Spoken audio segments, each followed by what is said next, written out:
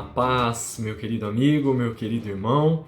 Mais uma vez é um prazer tê-lo aqui conosco no canal Apocalipse Oficial. Uma alegria estar falando com você, tendo a certeza de que o nosso Pai Celestial continua cuidando de cada um de nós. E aí, você está gostando dos vídeos?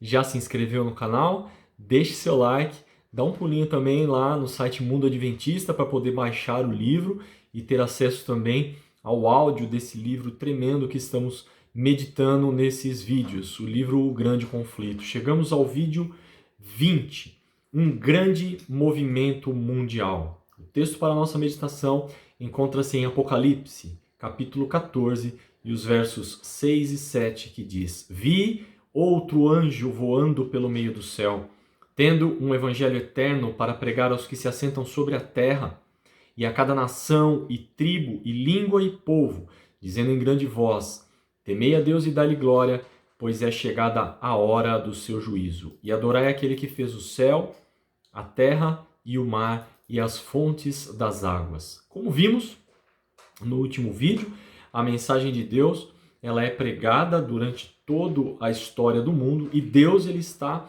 no comando. Deus está no comando. No plano da salvação, Deus é que tem uma missão. Essa missão é a missão de salvar o homem aqui no planeta Terra e colocar um ponto final na história de pecado do mundo. Deus vai levar a cabo isso.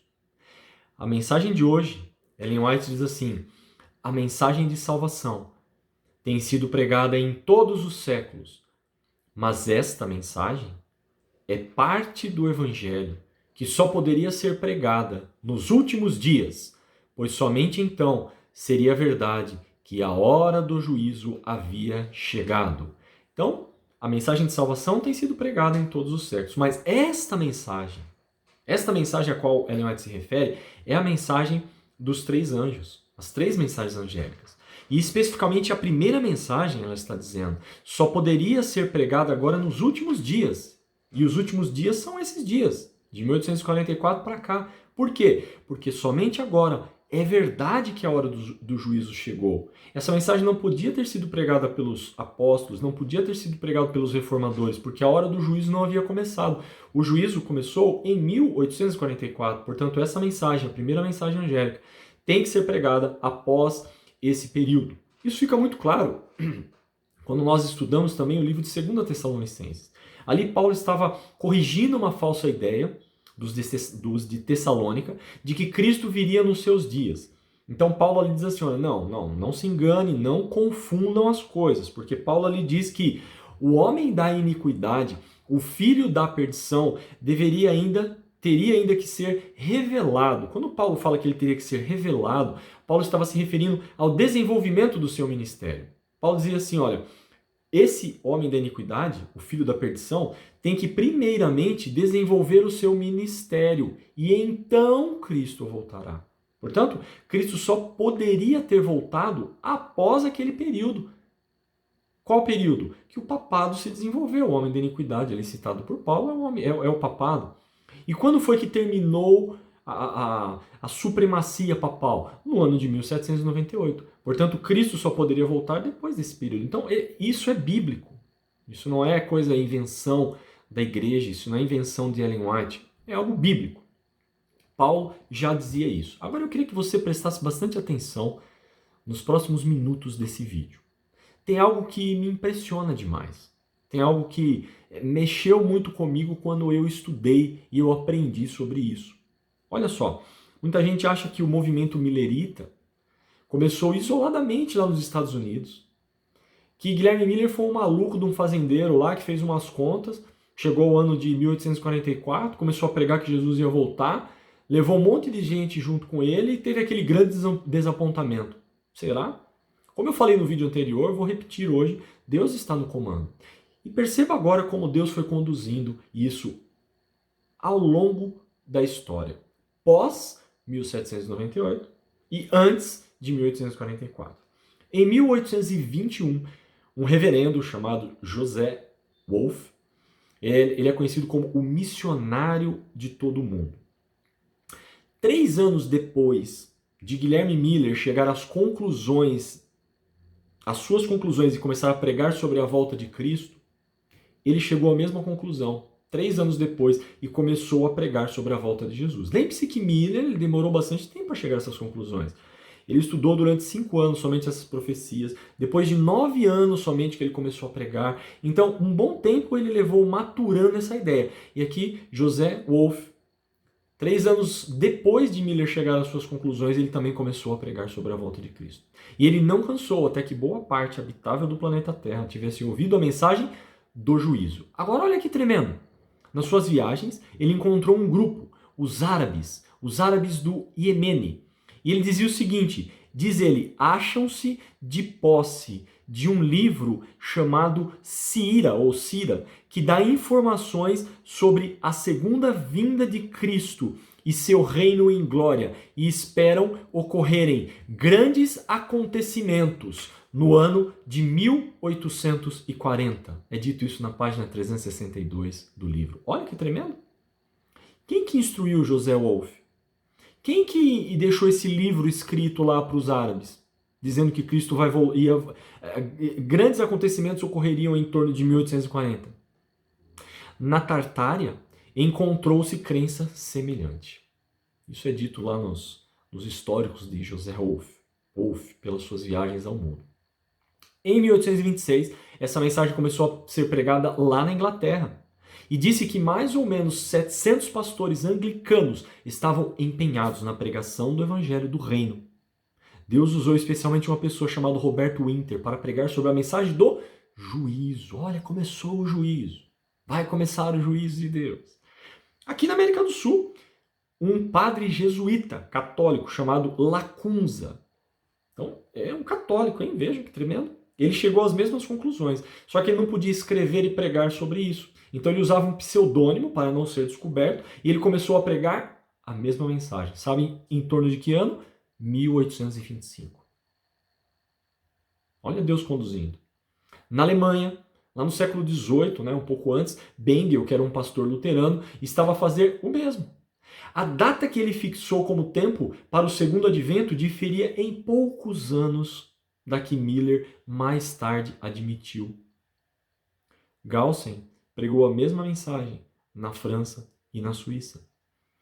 Na Escandinávia, a mensagem também despertou interesse, só que lá não poderia, adultos não podiam pregar essa mensagem por conta da repreensão. Sabe o que Deus fez? Olha, irmãos, o que Deus fez. Ele usou crianças entre 6 e 8 anos para pregar sobre o juízo. Está tudo isso descrito lá no livro Grande Conflito em detalhes. Eu convido você a ler essa história. É tremenda, você se impressiona, você se emociona.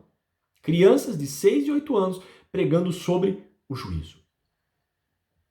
Na América do Norte, essa incumbência ficou com Miller e seus adeptos. Entenda o que está acontecendo aqui? Deus queria despertar o seu povo para a sua iminente volta.